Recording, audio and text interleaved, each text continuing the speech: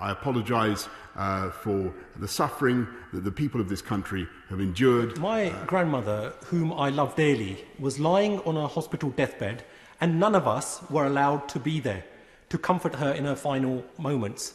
I couldn't even carry her coffin on my shoulders. I also had to endure the agony of watching alone online the funeral of my uncle, my fun-loving uncle, and we were not there to comfort my brother-in-law's father, who had somehow contracted COVID in a Slough care home during his final moments. All this because we followed government guidance. Having experienced such painful personal sacrifices, like many others, imagine our collective disgust when, in order to curry favour with the Prime Minister's chief advisor, we see psychophantic, spineless, hypocritical government ministers lining up to defend the indefensible, saying it's time to move on, with some even having the gall to tell us that they too go for a long drive when they need to get their eyesight tested. What an absolute disgrace, and they shall be thoroughly ashamed of themselves. So when is the Prime Minister finally going to apologise to the nation for not mustering up some courage and integrity, for doing the honourable thing and sacking his chief advisor, who so shamelessly flouted his own government guidance, so that he could have regained that lost public trust and confidence, and he could have demonstrated that it's not one rule for him and his elite chums and another for the rest of us plebs? Well said.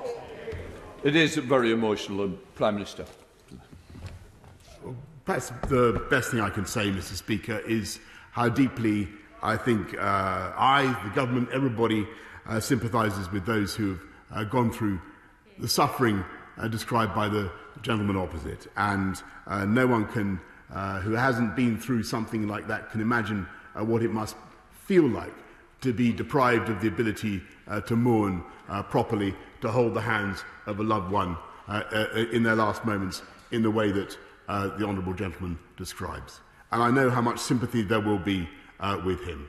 I take his criticisms most sincerely of the government and everything that we have done, but all I can say, we have tried throughout this pandemic to minimise human suffering, to minimise loss of life, and for where we have, and for, as I've said before, when he asks me to apologise, I do. I apologise for the suffering that the people of this country have endured, and all I can say is that nothing I can say or do can take back the lost lives, the lost time spent with loved ones that he describes, and I'm deeply, deeply sorry for that.